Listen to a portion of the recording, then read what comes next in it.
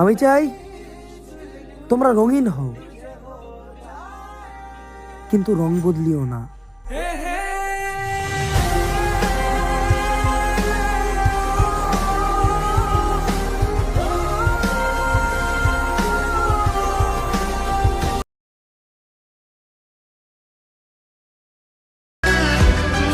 এখন আর কোনো কিছুতেই ভয় লাগে না।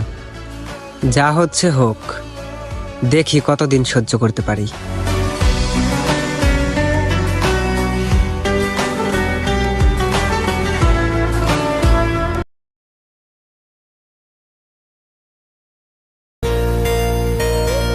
অনেকেই বলে আমি নাকি টাকারে খুব ভালোবাসি।